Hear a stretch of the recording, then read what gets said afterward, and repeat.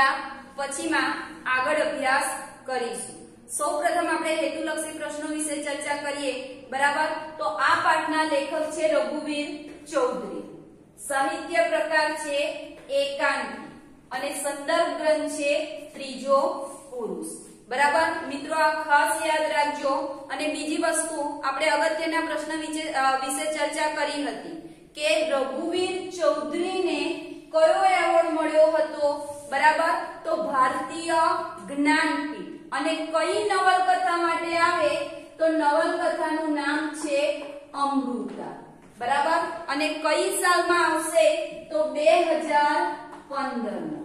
આ વસ્તુ તમે ખાસ યાદ રાખજો કે રઘુવીર ચૌધરીને અમૃતા નવલકથા માટે 2015 માં ભારતીય જ્ઞાનપીઠ એવોર્ડ પ્રાપ્ત થયો હતો। ત્યારબાદ આપણે જોઈએ પાત્રો કે ભૂલી ગયા પછી એકાંકીના પાત્રો કેટલા છે? 6। કેટલા પાત્રો છે? 6। કયા કયા? તો સલોની, કનોજ, નરેન, મનીષા, વિરાટ અને આનંદ, બરાબર। પાત્રો વિશે માહિતી આપણે અગાઉના લેક્ચરમાં મેળવી જ હતી, બરાબર છે। હવે જુઓ આપણે અગાઉના લેક્ચરનું થોડું પુનરાવર્તન કરી લઈએ પછી પાઠમાં આગળ અભ્યાસ કરીએ। તો અગાઉના લેક્ચરમાં આપણે જોયું હતું કે સલોની અને કનોજ બંને આબુ પર્વતારોહણ પર ખભે દોરડા ભરવીને શું કરતા હતા? સ્ફૂર્તિથી ચાલતા હતા। એમની વચ્ચે 3 બાબતો વિશે ચર્ચા થઈ હતી, એ આપણે અગાઉના લેક્ચરમાં જોયું હતું, બરાબર। ત્યારબાદ શું કરે છે કે સલોની નરેનના નિવાસ સ્થાને આવે છે। મોસ્ટ આઈએમપી પ્રશ્ન હતો કયો કે નરેન શું કાર્ય કરતો હતો? તો નરેન વનાધિકારી હતો, ફોરેસ્ટ ઓફિસર લખવાનું છે નહીં, બરાબર। પછીથી જે નરેન છે, નરેન પુસ્તક વાંચતો હોય છે, સલોની પૂછે છે કે તમે કાલે 4 વાગ્યાના અરસામાં ભરત ટેંક પાસેથી પસાર થયા હતા? એટલે નરેન કહે છે કે મને તમે કોઈએ બોલાવેલો? સલોની કહે છે કે ના, અમારામાંથી કોઈએ તમને બોલાવ્યા હતા નહીં, પણ કે તમને જોઈને કોઈ ભાષણ કરતા અટકી ગયું હતું। એટલે નરેન સલોનીને કહે છે કે સલોની તું મને આડી અવળી રીતે પૂછે છે, તારી આ ગોપિત, ગોપિતનો અર્થ શું હતો? ગુપ્ત અથવા છાની, બરાબર। કે આ ગોપિત વાણી તારી મને સમજાતી નથી। એટલે પછીથી કહે છે સલોની કે દીદીએ કાલે સુરતનું એક દંપતી હતું, એ દંપતીને કોના હુમલામાંથી બચાવ્યું હતું? રીંછના, કે રીંછના હુમલામાંથી બચાવ્યું હતું। અને એમની સાથે કેટલા વર્ષના બાળકો હતા? 8-10 વર્ષના 2 બાળકો હતા। ત્યાં સુધી આપણે જોયું હતું। પછી સલોની કહે છે કે કદાચ એ લોકો રસ્તો ભૂલ્યા હશે અને એટલા માટે ટૂંકો રસ્તો શોધતા શોધતા અમારી પાછળ આવ્યા હશે અને એમની સાથે આ ઘટના બની હતી। ત્યાં સુધી આપણે અભ્યાસ કર્યો હતો। હવે દરેક જણ પોતાની સાથે પોતાનું પાઠ્યપુસ્તક રાખે અને પાઠ્યપુસ્તકમાં જે જરૂરી બાબતો છે, જરૂરી બાબતોની નીચે મિત્રો અંડરલાઈન કરતા રહેજો। ચલો 15 નંબરનું પેજ હશે, જુઓ શું કહે છે? નરેન કહે ધીમેથી, મનીષા, સુરત, ખેર, જે હોય તે સારું થયું, આ સમાચાર છપાયા તેથી લોકો જરા સંભાળીને ફરશે, બરાબર। હવે જુઓ અગાઉ આપણે જોયું હતું કે સલોની કહે છે કે જે બચાવ્યું હતું એ કોણ હતી? મનીષા। હવે મનીષાનું નામ સાંભળીને આ નરેનને પોતાનો ભૂતકાળ યાદ આવે છે, એટલે ધીમેથી એ સલોનીને કહે છે કે મનીષા, સુરત, પછી કહે છે ખેર, ખેરનો અર્થ થશે કે ભલે, બરાબર। કે ભલે બધું જે હોય તે સારું થયું, પણ કે આ સમાચાર છાપામાં છપાયા તેથી લોકો હવે શું કરશે કે અહીંયા સંભાળીને ફરશે। કયા સમાચાર? કે દીદીએ રીંછના હુમલામાંથી પેલા સ્મૃતિ કુટુંબને બચાવ્યું હતું, બરાબર। નરેન આ જે છે, નરેન આ બધી જ ઘટનાથી કેવો છે મિત્રો? સાવ અજાણ છે, પણ મનીષાનું નામ એના કાને પડે છે એટલે તરત જ એને પોતાના ભૂતકાળની જે મનીષા છે, મનીષા યાદ આવે છે। હવે આગળ જુઓ, સલોની કહે આમાં પણ તમને કશું રોમાંચક ન લાગ્યું? સલોની કહે છે કે આમાં તમને કશું નરેનભાઈ રોમાંચક ન લાગ્યું? રોમાંચકની નીચે મિત્રો અંડરલાઈન કરજો, રોમાંચક એ સમાસ થશે ઉપપદ સમાસ, કારણ કે ક્રિયાપદ તરીકે કયો શબ્દ આવ્યો? ક. આપણે જોયું હતું સમાસ ચલાવ્યા ત્યારે કે છેલ્લો શબ્દ જ હોય, ન હોય, સ્થ હોય, દ હોય, દા હોય, ક હોય ત્યારે કયો સમાસ થાય? ઉપપદ સમાસ થાય. કયો સમાસ થશે? ઉપપદ. એટલે સલોની નરેનભાઈને કહે છે કે તમને મનીષાનું નામ સાંભળીને કશું રોમાંચક લાગ્યું નહીં મારી વાતમાં? ચલો આગળ કે છે નરેન કહે તું કેમ આજે બધું આ રીતે પૂછે છે? છે શું સલોની? પેલો નરેન સલોનીને કહે છે કે સલોની તું આજે બધું આ રીતે કેમ પૂછે છે? કે આજે છે શું સલોની? કઈ કશું નવીન છે કે તું બધું મને ઉલટા સુલટી રીતે પૂછી રહી છે?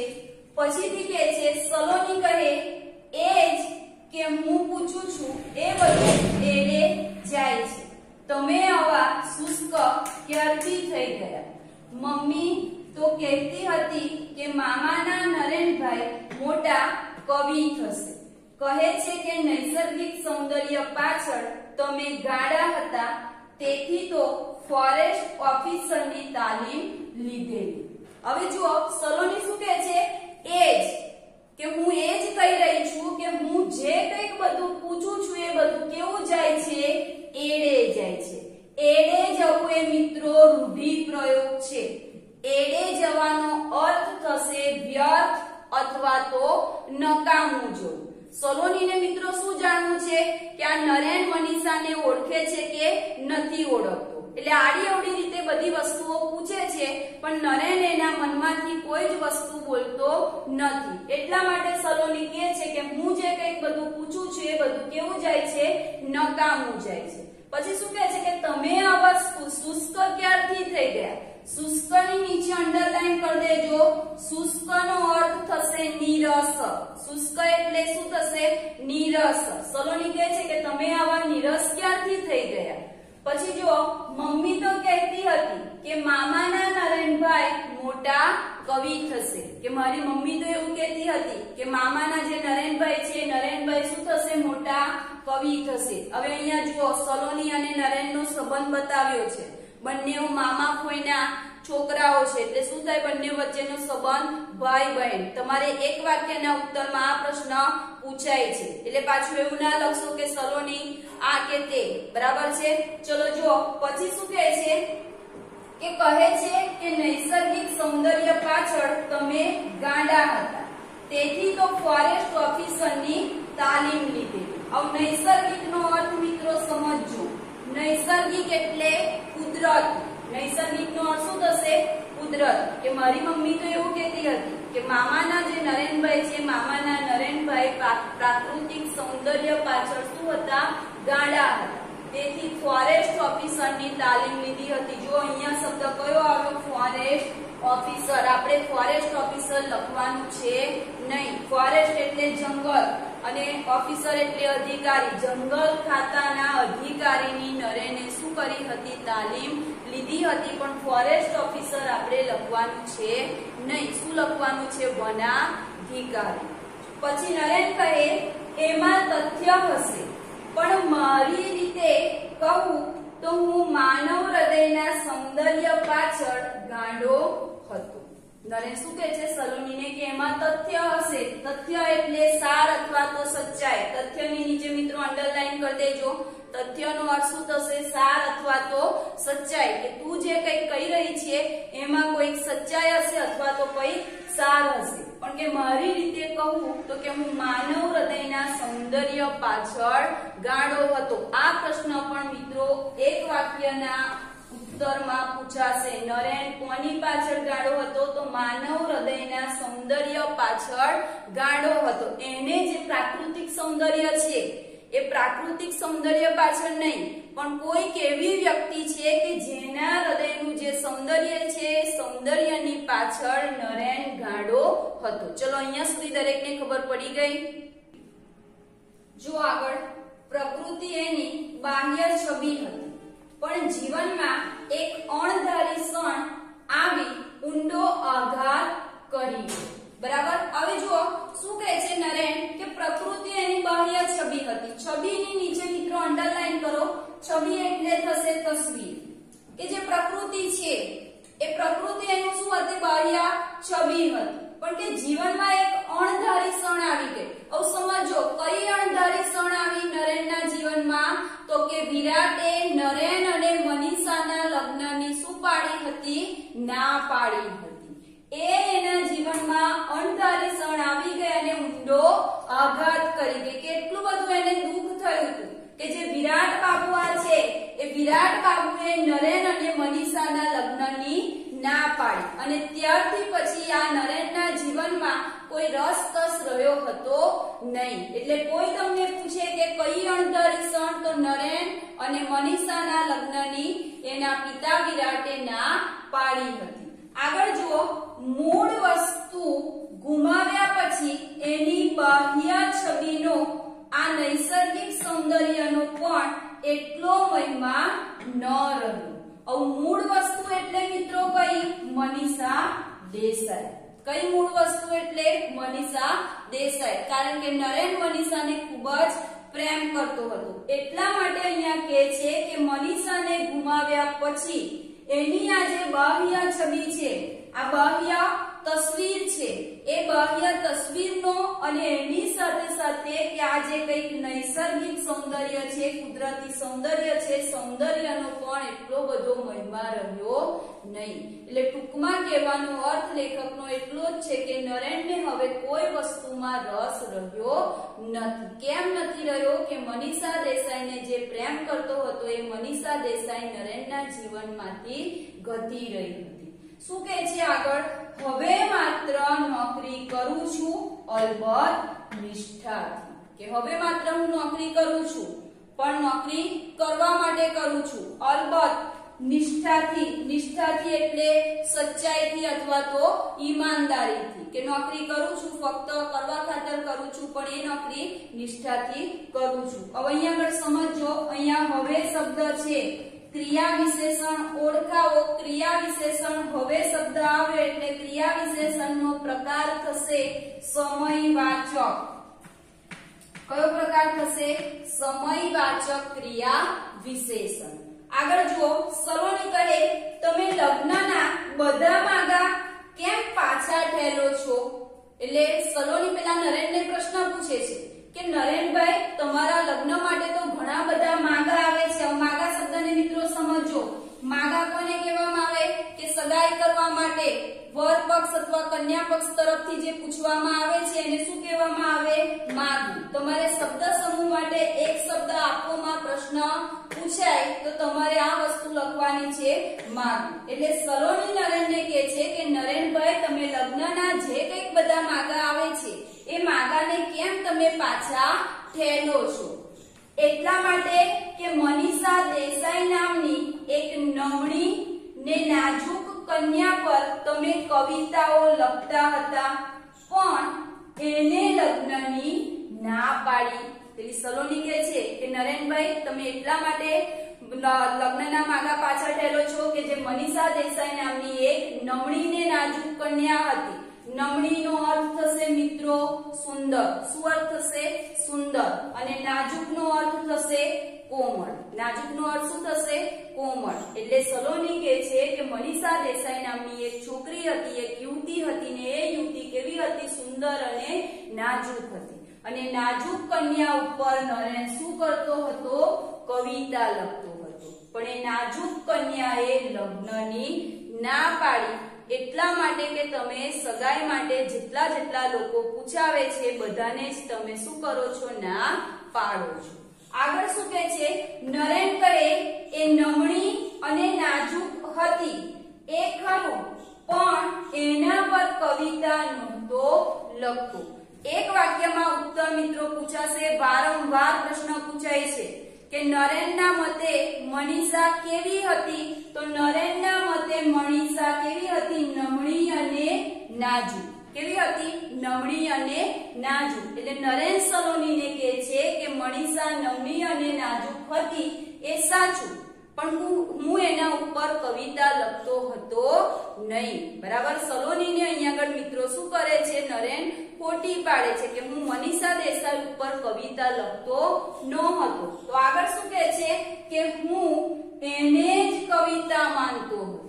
નરેન કોને કવિતા માનતો હતો? મનીષા દેસાઈને. આ પ્રશ્ન પણ મિત્રો ખાસ યાદ રાખજો, નીચે અંડરલાઈન કરી દેજો કે નરેન કોને કવિતા માનતો હતો? મનીષા દેસાઈને, કે બીજી કોઈ વ્યક્તિ નહીં પણ મનીષાને એટલો બધો પ્રેમ કરતો હતો કે મનીષા જ નરેનની શું હતી? કવિતા હતી. એટલે સલોનીને કહે છે કે હું મનીષાને જ મારા જીવનની કવિતા માનતો હતો. આગળ કહે છે અને બીજું એને ના નહોતી પાડી. જુઓ સમજો શું કહે છે નરેન કે મનીષા દેસાઈએ ના પાડી હતી નહીં. ના તો કોને પાડી હતી? વિરાટે. કોને ના પાડી હતી? વિરાટે.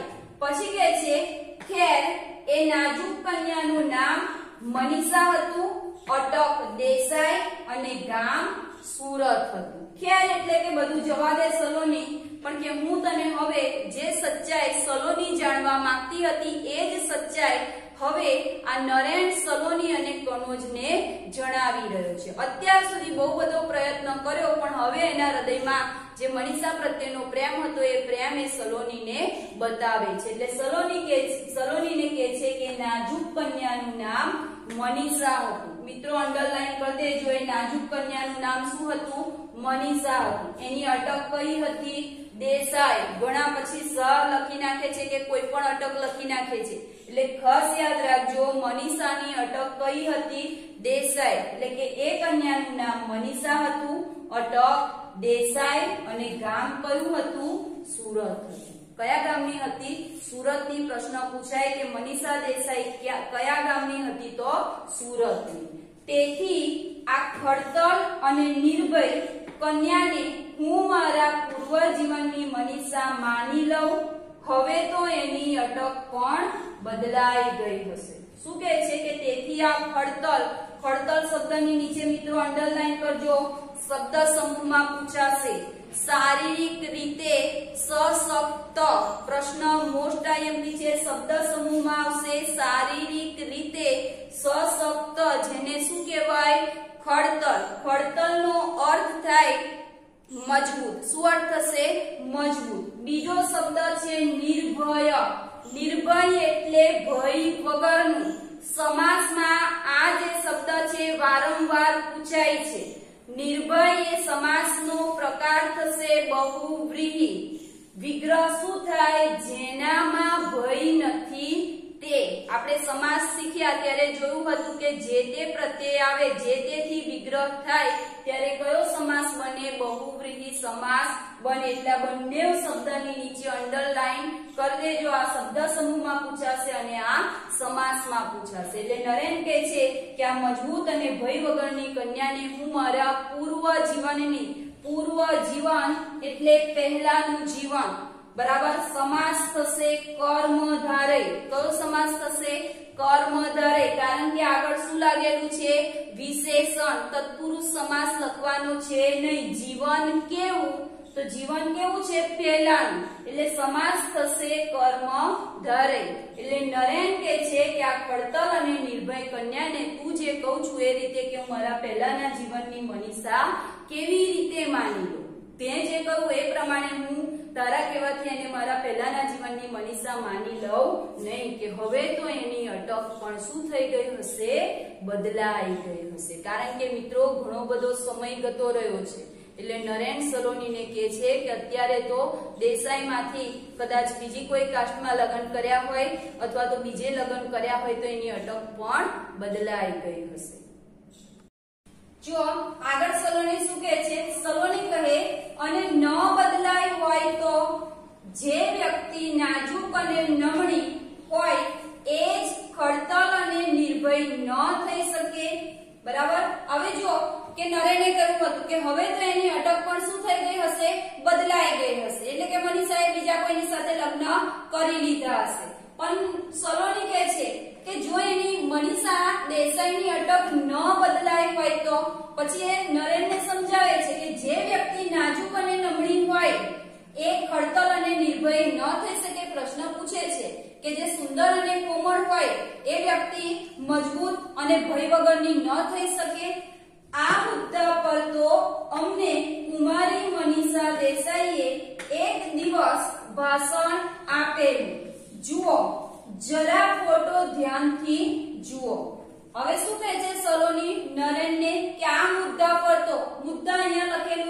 મુદ્દાનો અર્થ થશે મુદ્દા પર, બરાબર. કે આ મુદ્દા પર તો એક દિવસ અમને આ કુમારી મનીષા દેસાઈએ શું કર્યું હતું? ભાષણ આપ્યું હતું.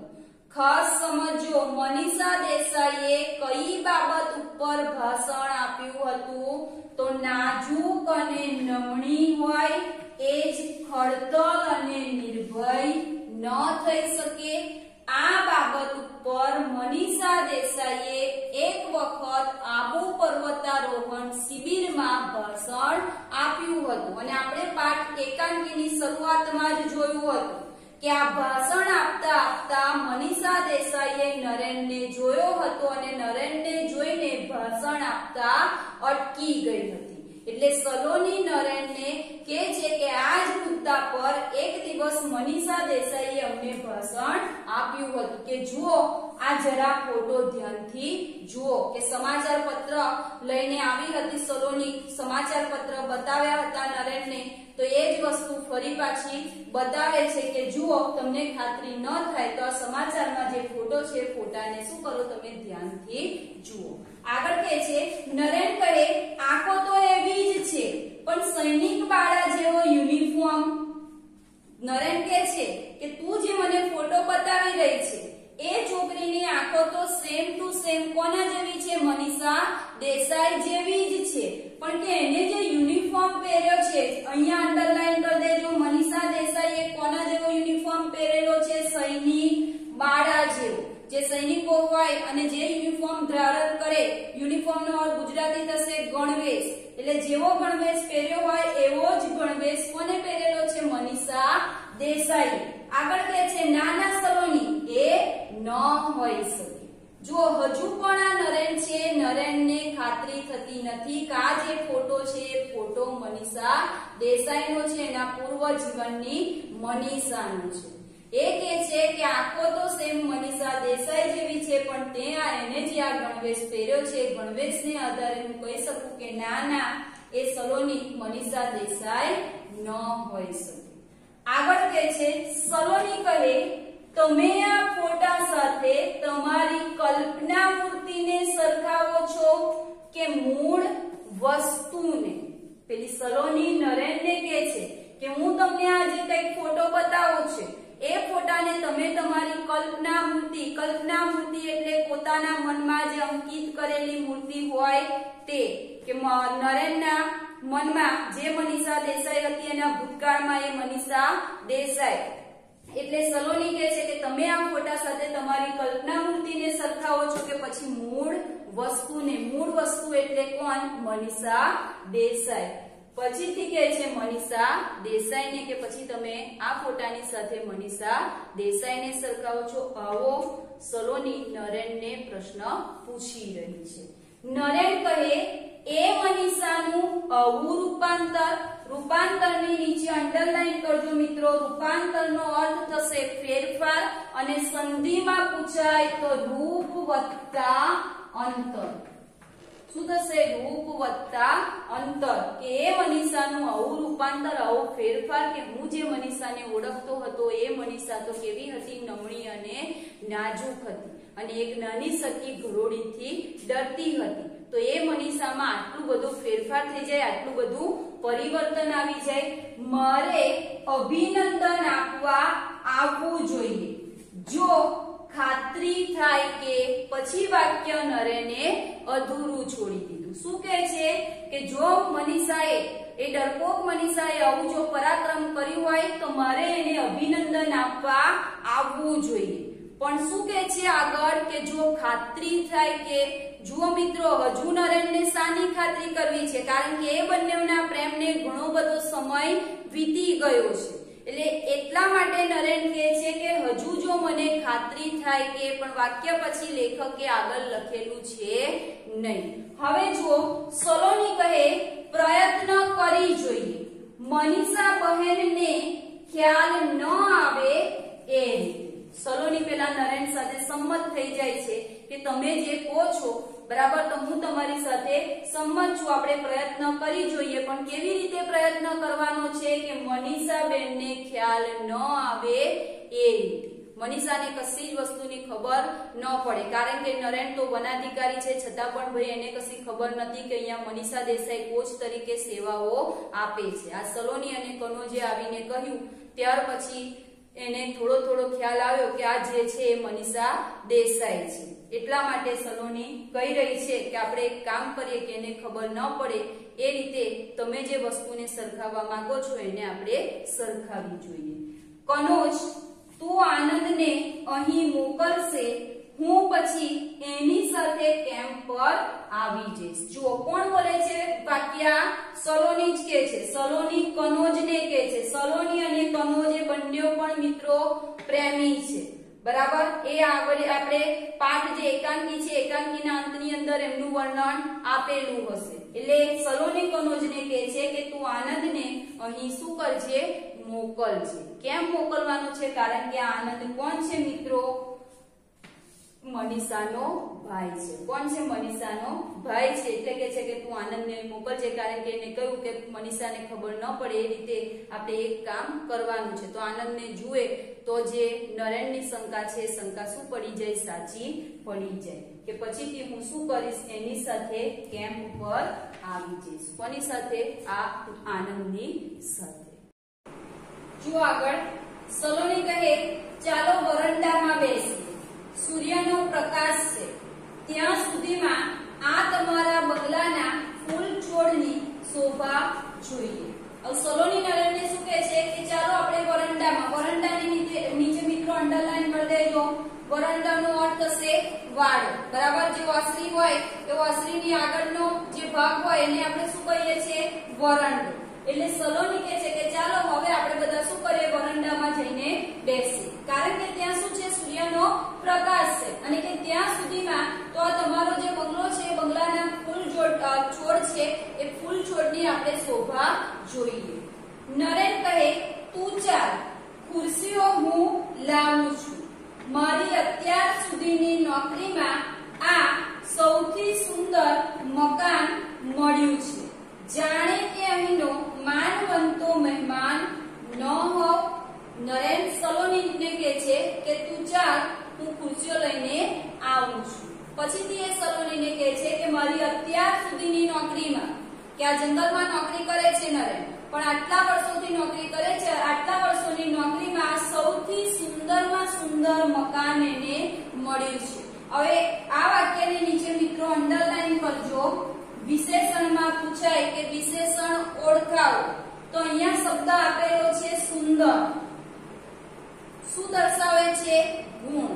તો કયું વિશેષણનો પ્રકાર કયો થશે? ગુણવાચક વિશેષણ. કયો પ્રકાર થશે?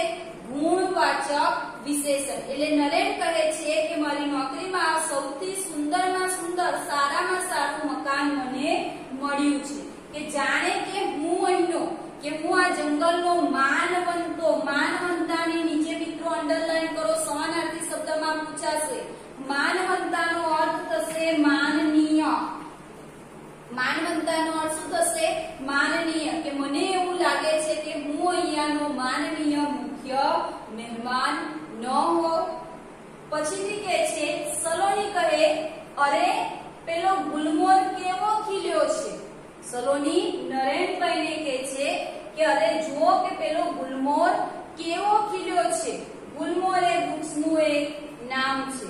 યાદ રાખજો, નરેનના વરંડામાં શાનું ઝાડ હતું? આ એક વાક્યના ઉત્તરમાં મિત્રો પ્રશ્ન પૂછાશે. શાનું ઝાડ હતું? ગુલમોહર. શાનું ઝાડ હતું? ગુલમોહર. અને અહીંયા આગળ પેલો શબ્દ આપેલો છે એટલે આપણે એને દર્શકવાચક વિશેષણ પણ કહી શકીએ. પછીથી કહે છે નરેન કહે એની ઉંમર ખબર છે? કોની ઉંમર? આ ગુલમોહરની. સલોનીને કહે છે કે સલોની તને ખબર છે કે આ ગુલમોહરની ઉંમર કેટલી છે? આપણા બંનેની ઉંમરના સરવાળાથી પણ વધારે હશે. સમજો ખાસ, એક વાક્યનો પ્રશ્ન વારંવાર પૂછાય છે. ગુલમોહરની ઉંમર કેટલી હતી? તો નરેન શું કહે છે કે આપણા બંનેની. આપણા બંનેની એટલે કોની કોની? સલોની અને નરેન. સલોની અને નરેનની ઉંમરનો સરવાળો કરીએ એના કરતા પણ વધારે ઉંમર કોની હતી? આ ગુલમોહરની. કોની હતી? ગુલમોહરની. મિત્રો ખાસ યાદ રાખજો, આ પ્રશ્ન વારંવાર પૂછાય છે. તમારે લખવાનું છે નરેન અને સલોનીની ઉંમરના સરવાળા કરતા પણ વધારે. આગળ જુઓ, હવે નજર પડી ત્યારે મને પણ આવો જ પ્રશ્ન થયો. નરેન કહે છે કે જ્યારે મેં પણ અહીંયા રહેવા આવ્યો અને જ્યારે મેં પહેલી વાર આ ગુલમોહરને જોયો ત્યારે મારા મનમાં પણ તારા જેવો જ પ્રશ્ન થયેલો કે આની ઉંમર કેટલી હશે. હવે જો એના મનમાં કયો પ્રશ્ન થયેલો? શું કહે છે? આટલું ઘરડું ઝાડ આટલું પ્રફુલ્લિત થઈ શકે? પ્રશ્ન પૂછે છે કે આટલું ઘરડું ઝાડ આટલું પ્રફુલ્લિત હોઈ શકે? પ્રફુલ્લિતની નીચે મિત્રો અંડરલાઈન કરજો. પ્રફુલ્લિતનો અર્થ થશે ખીલેલું. શું અર્થ થશે? ખીલેલું. અને પ્રત્યય પૂછાય તો પ્રફુલ્લિત ઈત પ્રત્યય બોલાય છે એટલે પાછળ લાગે છે. શબ્દની પાછળ લાગે એને કયો પ્રત્યય કહેવાય? પર પ્રત્યય. હવે અહીંયા આપેલું છે ઘરડું. આમ આપણે જોવા જઈએ તો ઘરડુંનો અર્થ શું થાય? વૃદ્ધ. પણ અહીંયા ઝાડને કહેલું છે એટલે અહીંયા એકાંકીની દ્રષ્ટિએ ઘરડુંનો અર્થ થશે જીર્ણ. શું અર્થ થશે? જીર્ણ. બરાબર. પેલો નરેન કહે છે કે આટલું ઘરડું ઝાડ આટલું પ્રફુલ્લિત એટલે કે આટલું ખીલેલું હોઈ શકે. અને મોસ્ટ આઈએમપી મિત્રો અલંકાર છે. અંડરલાઈન કરી દેજો. દરેક જણ પોતાના પાઠ્યપુસ્તકમાં અલંકાર થશે સજીવારોપણ. કયો અલંકાર થશે? સજીવારોપણ. સજીવારોપણ અલંકાર કોને કહેવાય? તો નિર્જીવ વસ્તુને સજીવની ઉપમા આપેલી હોય એને સજીવારોપણ અલંકાર કહેવાય છે. આ અલંકાર વારંવાર પૂછાય છે એટલે ખાસ યાદ રાખજો. આગળ કહે છે અરે આ પેલો દોડતો આવે એ તો મનીષાનો નાનો ભાઈ. નરેન શું કહે છે સલોનીને કે અરે આ તો પેલો દોડતો દોડતો આવે છે એ તો મનીષાનો નાનો ભાઈ. શું નામ હતું મનીષાના નાના ભાઈનું? આનંદ. શું નામ હતું? આનંદ. આટલા વર્ષે બાળક જ રહ્યું. બરાબર 4-4.5 વર્ષે હું એને જોઉં છું. શું કહે છે કે આટલા બધા વર્ષો થઈ ગયા, આટલા વર્ષે પણ હજુ એ બાળક જ રહ્યો. કે બરાબર કેટલા વર્ષ પછી જુએ છે? 4-4.5 વર્ષ પછી. જો મિત્રો અહીંયા આપણને રઘુવીર ચૌધરીએ કહ્યું કે મનીષા અને નરેન ફરી પાછા કેટલા વર્ષ પછી મળ્યા? 4-4.5 વર્ષ પછી. બરાબર. જુઓ, નરેન અને મનીષા છૂટા પડ્યા હતા. છૂટા પડ્યા પછી 4-4.5 વર્ષ પછી પહેલી વખત આજે મળે છે. અને એટલા માટે નરેન કહે છે કે આજે આનંદને હું 4-4.5 વર્ષે હું એને અત્યારે જોઉં છું. ચલો અહીંયા સુધી દરેકને ખબર પડી ગઈ. હવે આપણે આગળનું જે એકાંકી છે આગળના એકાંકીની ચર્ચા નેક્સ્ટ લેક્ચરમાં કરીશું. ત્યાં સુધી તમે આ વિડીયોને વારંવાર નિહાળતા રહેજો.